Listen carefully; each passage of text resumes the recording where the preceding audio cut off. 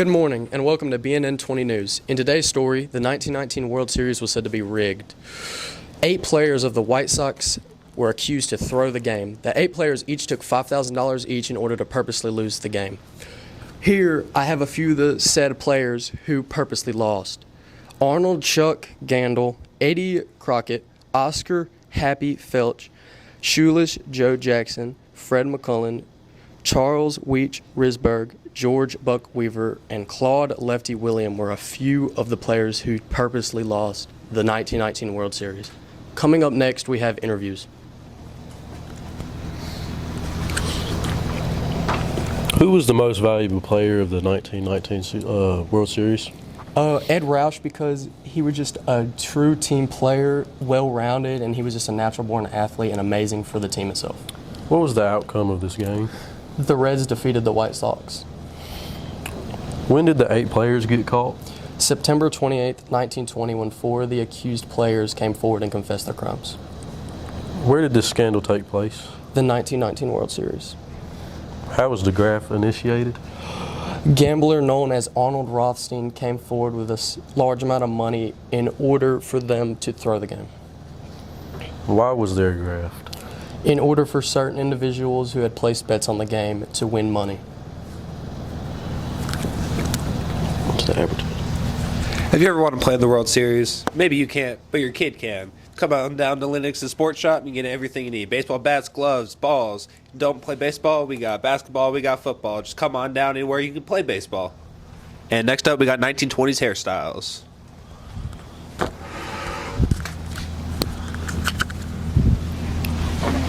Good morning. On today's segment of fashion, makeup, and hairstyles, we'll be interviewing a special guest. She inspired women to try new fashion styles and hairstyles. She is known for her iconic bob cut, and often with this bob cut, people will wear the Cupid lip. Now introducing Louise Brooks. Good morning. Good morning. All right, so Louise, how did you become so popular in this hairstyle? I started in a lot of flapper films, which encouraged a lot of younger women to try out the new hairstyle. Okay, what inspired you to try this hairstyle? When I was younger, as a dancer, I was on stage a lot. My mother decided to try out a new look for me, which was the bob cut. Do you think it will carry on throughout the years? So far, this look has become very popular, so I feel like it'll go a long ways. All right, that's it for today's segment. Stay tuned after the short commercial for the gangsters and mobsters.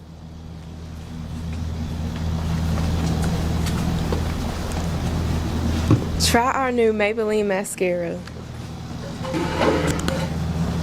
When you put it on, you can really tell a difference. It makes your eyes roll. Can't you see the difference?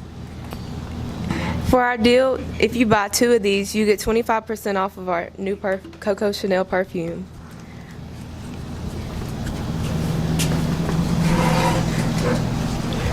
Today, our reporters will be interviewing America's very big fella, Snorky, Al Capone, who at this moment is with our reporters in the streets of New York, who happened to come across him after agreeing to an interview. Hello. Hello. So, Mr. Al Capone, can you tell me your lead position as a gangster? The lead position and I lead as the crime boss. I lead the gang of Chicago. Okay, can you tell me where you handle most of your business? Most of my business is based in Chicago, but also in other metropolitan cities. Okay. Why did you become a gangster?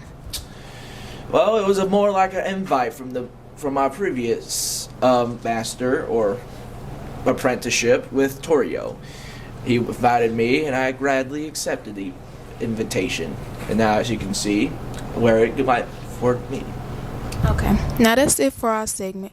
Now it's time for our commercial. Do you want to look like Al Capone? Well, we can help you with that. Come down to Bond Clothes on 261 Fifth Avenue in New York to get your fedoras. There the cats meow, and they're only $2.25. Now let's turn it over to our next segment, the prohibition and speakeasies.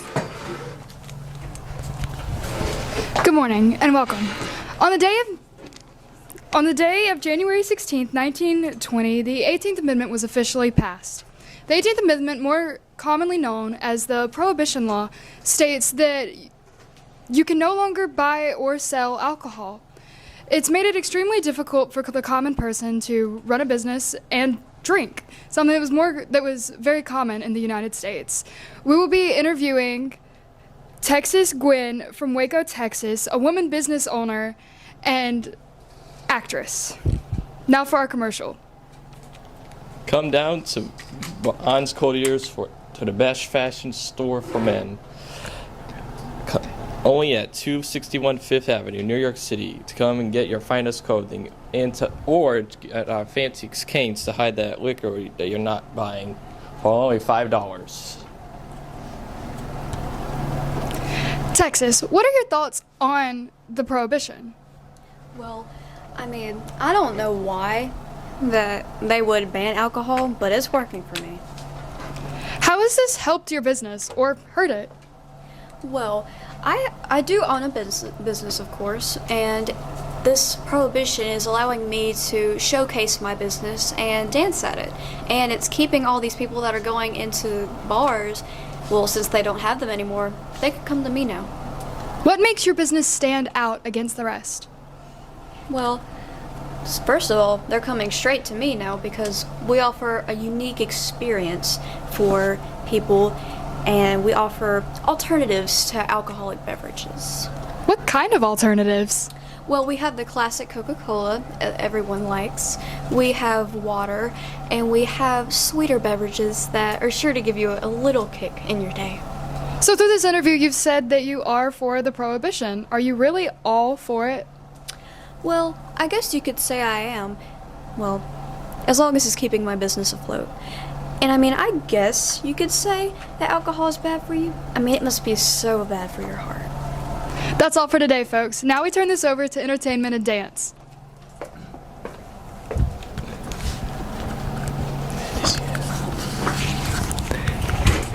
Hello and welcome to the Roaring Entertainment segment. I'm Mike Trefilamid, and today we're roaring. Times are changing and we're living in the most upbeat movements known to man, but we can call them jazz for short. Jazzy times have taken over and are now shaking and entertaining us. And I know you're wondering, Mitra, what are you talking about? Well, what I gotta say is sit back and watch, as we have two wonderful ladies here to show exactly what we are. But before then, let's have this commercial break. Are you tired of dancing around and your feet hurting and feel like they could fall off any moment? Well, you came to the right place. Handmade from the kangaroos in Australia and now brought to your local town so your dogs can be as dolled up as a cash kiss for only $10.50. Call 1-800-ZOOey-MAMA for further details. Thank you. Now, first, who are we here with? My name is Josephine Baker. All right, little Miss Baker, and where are you from? I was born and raised in Missouri. Okay, then. So what is it that you're here to show us? I'm here to show everybody how to do Charleston. Okay, so how do we do this Charleston dance? Okay. So first, you just have to tap, then back, then tap. All right, so let me try it. So tap, then back, up, tap, round. Oh, pretty nice. All right, and who are we here with secondly? I'm Eleanor Powell. What was that you said? Eleanor Powell. All right, and where are you from also? Springfield, Massachusetts. Okay, so what are we here to do today? The Eleanor Powell is a tap move named after me. All right, so can we see that, please?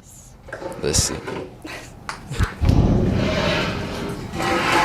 Okay, so first you step, shuffle, step, and tap.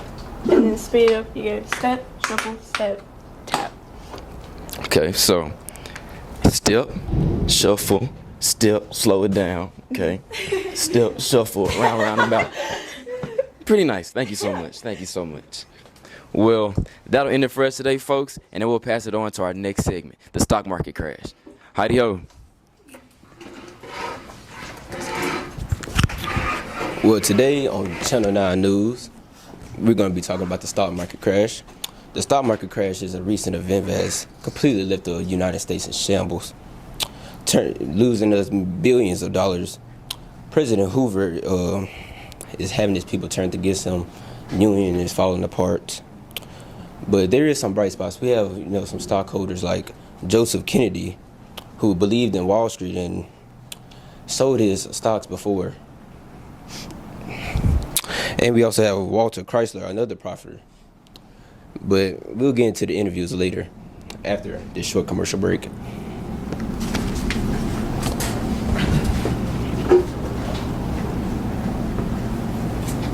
Excuse me, sir. Oh, what it do, brother? What's wrong with you? You looking sad today.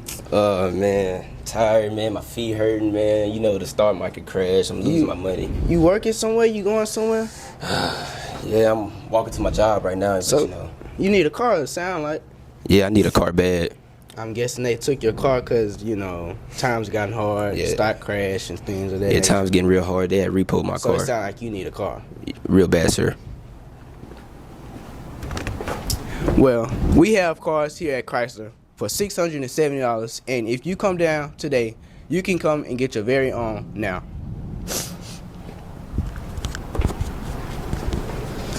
Good morning and welcome to the Channel 9 interviews. Today we'll be interviewing President Hoover and Joseph Kennedy. So President Hoover, what do you have to say about the stock market crash? Well, the stock market crash is really just turning the world into shambles, turning the world upside down. You know, turning my people against me, and we have no answer for it, but I'm trying my best.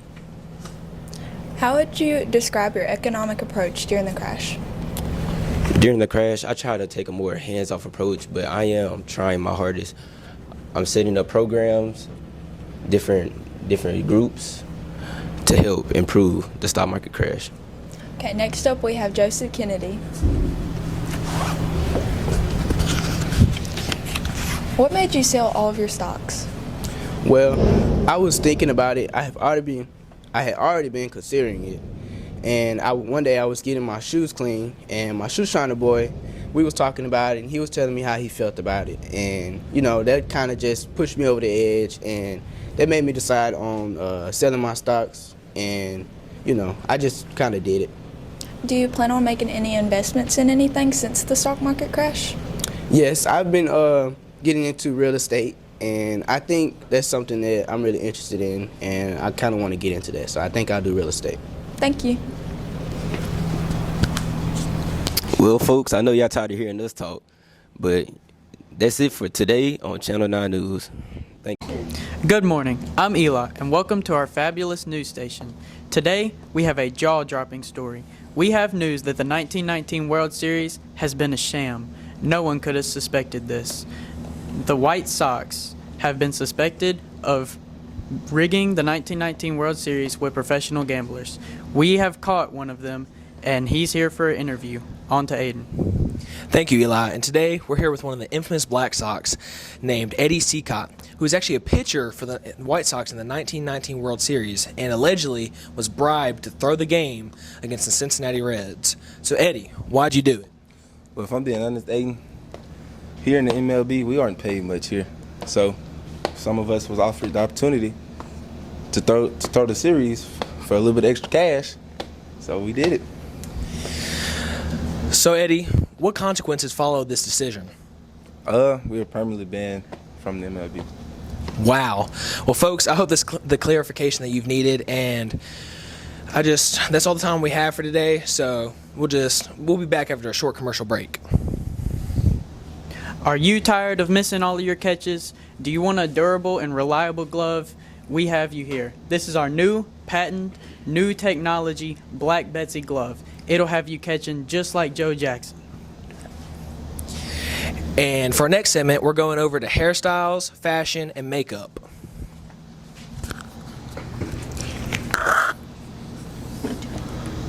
I'm doing the lead-in. In the 1920s marked a significant period of change in society with the rise of popular culture, new ways of, living life, the fashion, the makeup, the hairstyles.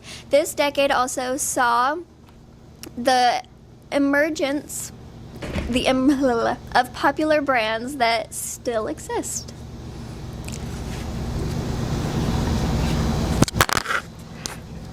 Alright, who created makeup styles? Throughout the history, the ancient Egypts created makeup and also created the earliest styles.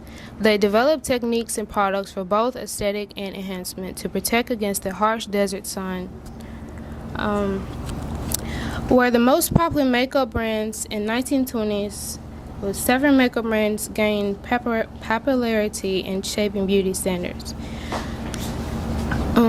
Popular makeup brands were Max Factor, Maybelline, and Elizabeth Arden. How were each sets of makeup were used? Foundation was used. They used foundation, light foundation, to have like a youthful kind of glow. Eyes, they had dark, smoky, in both upper and lower, heavy line. And lips had this cupid bow shape they used. And lipstick, they used to have a pencil to outline. Blush and contour helps and enhance facial and other features. What was 1920s fashion? 1920s fashion was more casual and relaxed. What did they wear during the 1920s? Women wore knee-length tubular dresses, and men wore knickerbockers with sweater vests. Who created the fashion trend? Gabrielle Chanel and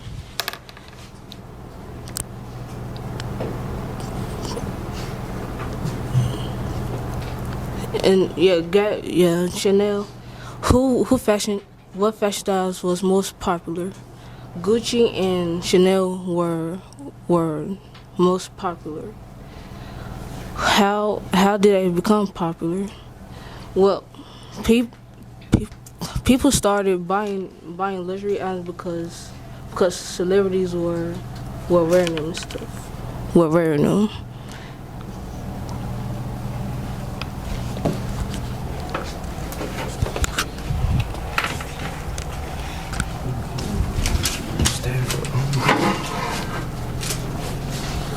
Okay.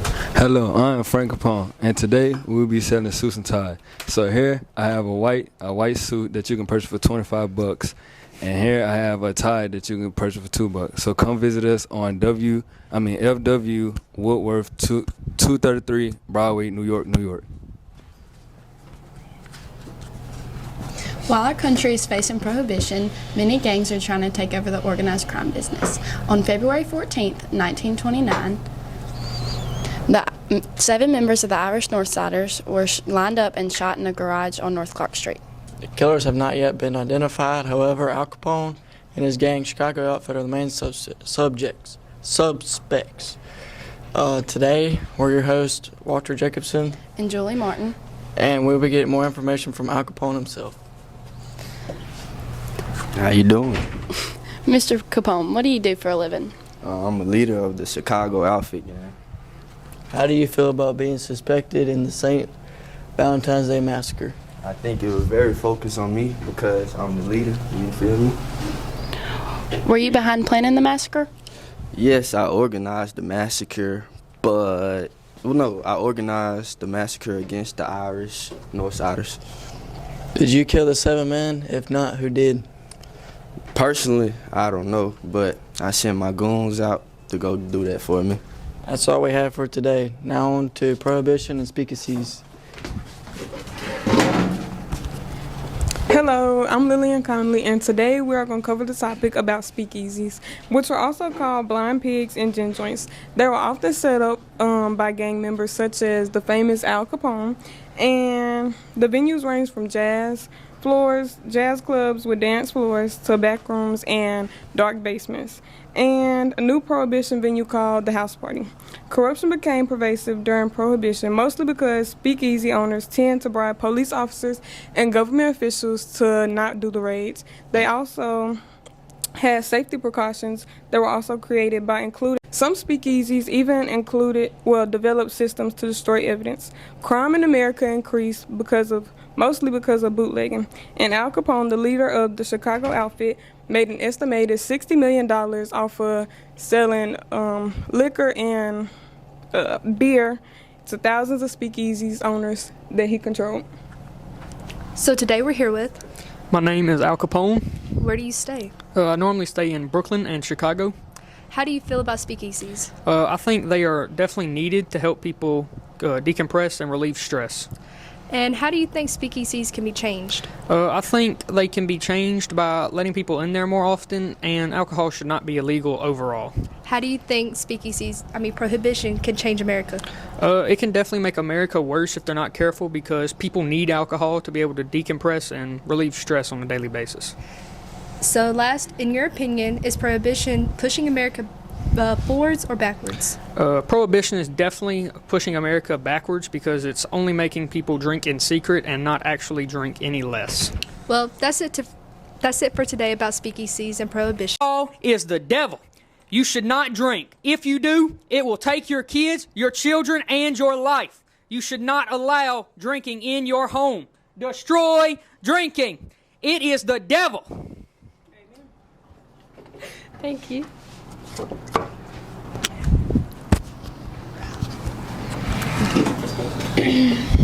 Good morning. I am Gloria Norman. And I'm Alma Odom. We're here in conjunction with Clyde Wright Radio, Toe Tapping Tunes. This morning we will be interviewing the world's most astonishing dancers. Let's get started with the Twirling 20s. Firstly, we would like you to introduce yourselves, though I'm pretty sure you're very recognizable.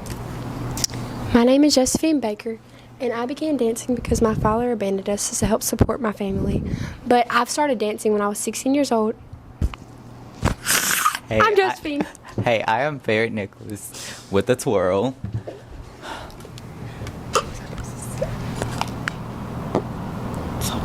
So, Josephine, could you tell us exactly when you started dancing?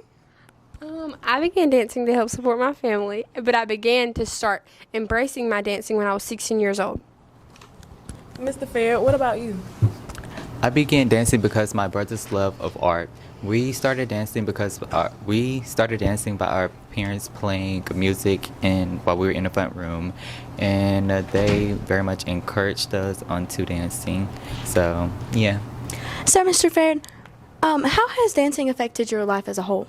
Dancing has affected my life by giving me something to do with my brother that we both love. And it also gives me another opportunity to express the love of the creativity of art, meaning dancing. Ms. Josephine, how has dance impacted your life? Dance has impacted my life by helping me share my identity and my Black femininity culture. And why do you believe that dance is so important? Dance is so important to me because it helps share what Black African Americans have been fighting for a long time, to help share their dancing culture through the rest of the world.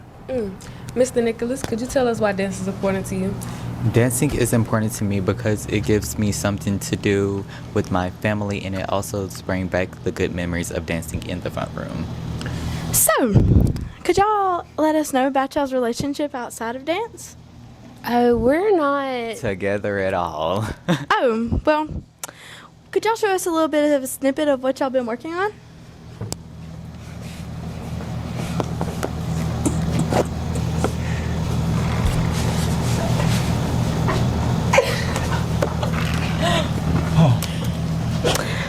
Well, that was just amazing.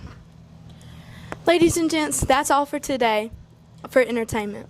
Stay tuned for the latest on the stock market. That's all for the Twirling 20s.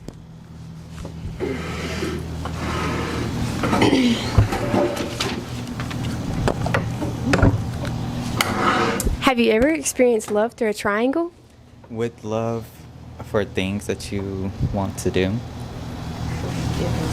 If not, join us on July the 3rd, 1925 at the Nickelodeon Theater for The Dancers, starring George O'Brien as Tony, Mai Japanini, Una, and Alma Rubney as Maxine.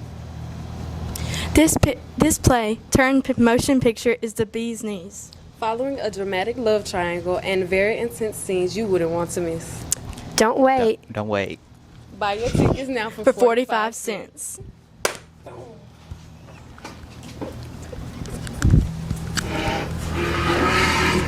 Breaking news. The stock market has experienced a dramatic crash.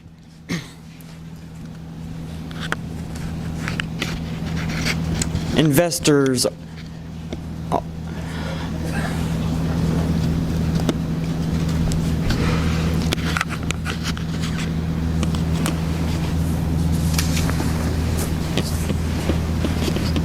all over traded 16 million stocks in one day, causing the stock market to collapse altogether.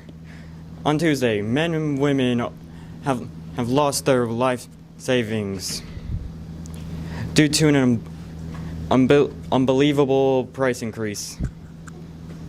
People are currently afraid for their jobs. 4.3 million citizens are currently unemployed. Teens are currently looking for jobs to support their families. On to Naziah with the interview. Today we're here with Benjamin Gorman, also known as the father of investing. Hey, so Benjamin, can you please tell us more about yourself? I'm a very successful investor who has invested in many companies and written many books about 2-4 people to become as successful as me. That's awesome. How long have you been investing? I started investing in 1910. By the age of 25, I made my first $500,000. And I've invested in many companies like Cal-Maine Foods, Commercial Metals, and Shoe Carnival. Well, we'll be right back after this brief commercial. Are you tired of walking the path of misery? Then come on down to the Shoe Carnival to walk the path of awesomeness for just the low price of $7.44. So back to this. Interesting. Since you were so successful, how would you describe the stock market before this terrible event? It was great up until the late 1920s. It was all wealth in excess. People played the stock market as a grand game. I'm guessing that the grand game meant they took a lot of risks just to end up on top. Correct. Well, I heard you say until the late 1920s. What happened after then? When the stock market crashed, it caused the Great Depression. Many people, including myself, went from millions just to nothing. This event was known as Black Tuesday. What was Black Tuesday? Can you walk us through that day? Well, first, the stock market declined on October 18, 1929. So many investors got worried and started panicking. Around Thursday, October 24th, investors traded nearly 12 million in stocks. Business owners tried to save the stock market. Why did this not fix the problem? It sounded like a pretty good solution to me. Well, it probably still would have crashed, but not as bad.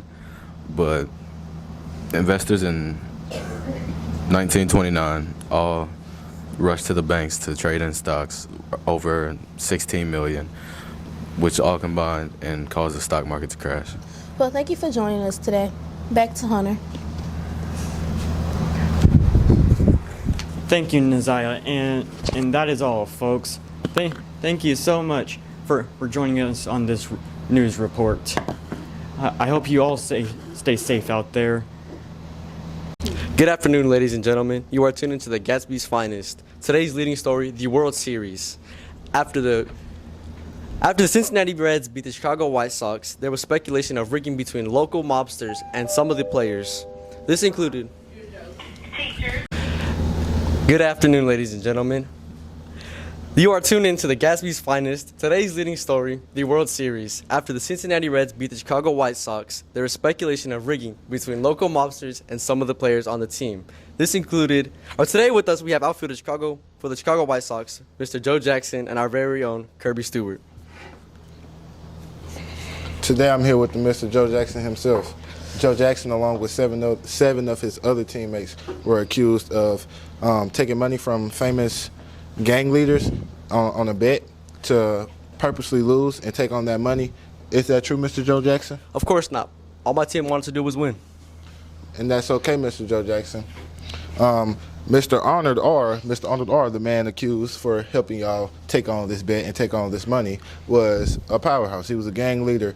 And did you know that Mr. Arnold was placing a bet on this game. I was not aware that he had money, but he's allowed to do so, or is that a crime? Not a crime, but it's very suspicious.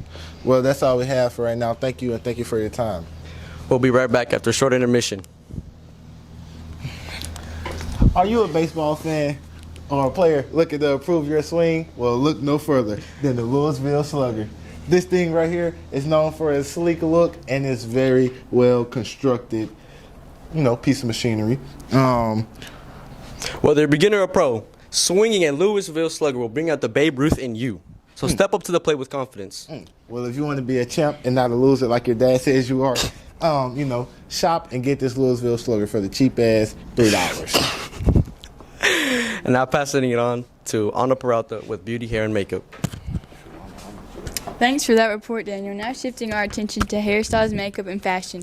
The fashion industry has released the hairstyles for this year. We are going to be witnessing more of these hairstyles in the coming up months. These hairstyles include the Charleston Bob, Flapper Bob, and finger waves. And for long hair, a slick low bun. Hat to the bee's knees right now, we are seeing a peak of cloche hats. These specific cloche hats were invented in Paris. I have a couple with us here today. This one has a sense of a beachy look. This one is something that you would wear out, and it is a fashion statement and is also very classy. We have also been seeing a peak in flapper headpieces. Feathers are the thing right now, with a flower and a pop of color. Now we have Allison to talk to us about makeup. What's now in the move in today's age is dolling up your face. From painting your lips to fulfilling your eyebrows to their full potential, we have it all. We have here with us powders along with eyeshadow to make your eyes pop. The eyeshadows in style are blue along with black, green, and brown. The eyeshadows in style, and blush is a must-have for your lips, either a thinner or a full look with the brightest red you can find. Teachers, pardon the interruption. I need LB DeJeanette to report to the high school office. LB DeJeanette, report to the high school office. Thank you. Now I'm shifting this over to Honor for fabulous fashion. For today's segment of fashion, I have invited Coco Chanel from France to come join us today. So, Coco, what's in style right now? Well, we're saying goodbye to the days of corsets and confining garments and saying hello to collarless jackets and fitted skirts. Would you mind letting us know what you're going to be releasing? Well, dresses are a fashion statement right now, so one of the pieces you will be seeing is a dress that I have named the Little Black Dress. May I ask, why is the dress black? I imposed black. It's still going strong in today's age, and it wipes out everything else around. That is very true. Are you going to be releasing any purses? Yes, actually I have one with me today. We've created one that has a small handle, but it's also a cross-waist bag because women have been tired of having to clutch their purses. That is brilliant. Thank you for coming to join us today. My pleasure. Now time for the commercial. It's a craze nowadays. And it will get you soon. Buy a coat and try it. I bet you'll be a riot. It's a wow, learn to do it right now. Oh, they wear them down at Princeton. And they share them up at Yale. They eat in them at Harvard. And they sleep in them at jail. From every college campus come to cheer, oi, oi. The season for the raccoon coat is here, my boy. Buy your very own fur coat today for only $2.25 or $18.75 a month. It's a still of a deal that you won't regret. You can find them at 151 West 34th Street, New York, New York. And that's a wrap for hairstyles, makeup, and fashion. Now we're passing it on to Josh. Thank you, Allison. Yesterday, in an event dubbed as the St. Valentine's Massacre by police, 7 men were brutally executed in a parking garage. Police believe that this could be the work of infamous mob boss Al Capone. For further details, I'll turn this over to my co-host, Waylon. Thanks, Josh. The bodies of the 7 men have been identified as members of the Northside gang led by George Moran. The killing took place around 10:30 yesterday morning at SMC parking garage on North Clark Street. Detectives speculate that the murder was intended as an attack on George Moran by Al Capone's men. They say that Moran and Capone have been feuding for a while now, making Capone and his men the most likely suspects. The weapons used in the murder were a shotgun and what is presumed to be a Thompson submachine gun. That's all for the details. Back to you, Josh. Thank you, Willa. And now for an interview with the eyewitness on the scene of the crime, Mr. White. Thank you. Now, Mr. White, can you tell us what you saw yesterday? Well, I was walking home past the garage when I saw two men dressed as police officers and two in suits get out of a car and start heading towards a group of men standing inside. They lined the group of men up against a wall, so I figured they were there to arrest them. But once they were finished, one of the men in suits and the officers pulled their guns and shot him. After that, I ran down the street as fast as I could to the police station. Thank you, Mr. White. And now we interrupt our broadcast with a brief commercial. Come to the Not Standard today at 220 West Illinois Street, where you can have custom-made hats, suits, ties, and anything else you can imagine. Sorry. With their 8 stylists at hand and the best fabrics around, you too can walk out a new man. Thank you. And we hand it over to Prohibition now. Thank you. Hello. Hey there, folks. We're here with some news for you. You know Livingstone's 5th 8 Country Club? Last time I heard, they've been drinking down there. Yeah, but they've been making buku money. I know it for a fact. Old Texas Gun Club never closed without a heat. Well, they're closed now. They've been arrested. You heard it here, folks. The government ain't playing with this prohibiting this stuff. Or this protesting either. On to Gavin.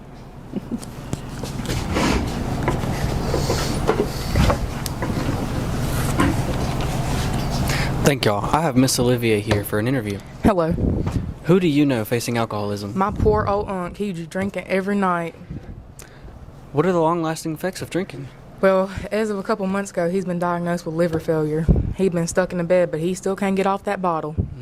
How is this booze getting out, considering that it's banned? Well, you know, they have them illegal nightclubs, and these men, they try real hard to get their booze, and they get them, and they be drinking, staggering out all night long. When do you believe the government should intervene? Well, the government already has intervened, and that's the problem, because they're messing with us, and in this town, we get what we want when we want it. It don't matter what they say. Why should we go dry? Well, I feel like it would definitely help us if we went dry, because we are killing ourselves and our family.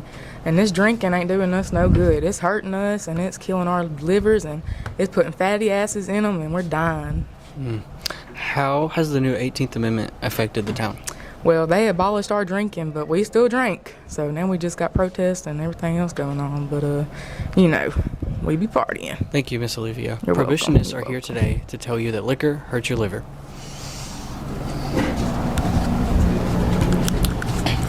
Liquor is highly toxic. Liquor causes a cytosolic reaction in the liver cells, causing your livers to shrivel up dead. Every bottle you finish, that's about 50,000 of your liver cells gone. Now tell me, do you want to live with liquor or with the liver? Thank you. Passing it on to entertainment.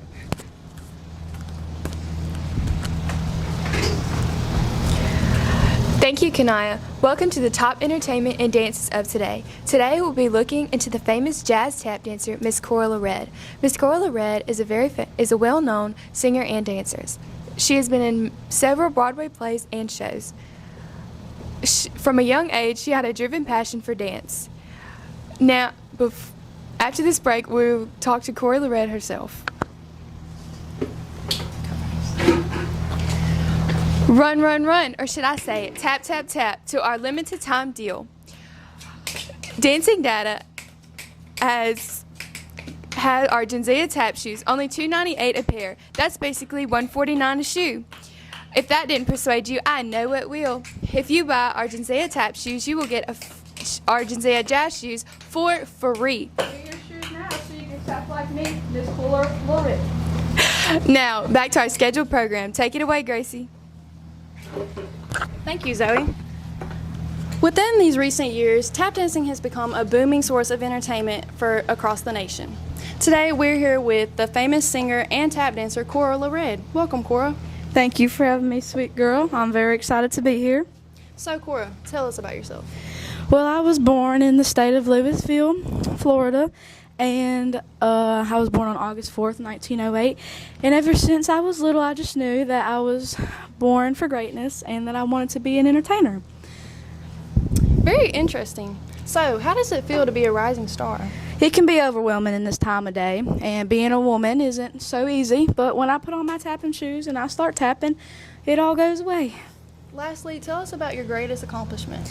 I'd like to say some of my best accomplishments that I've done in my lifetime have been being a main performer for Charlie Dixon and being named one of the highest tappers of my time. Thank you, Cora, for joining us today, and thank you to all of our listeners for tuning in to Gadsby's Finest.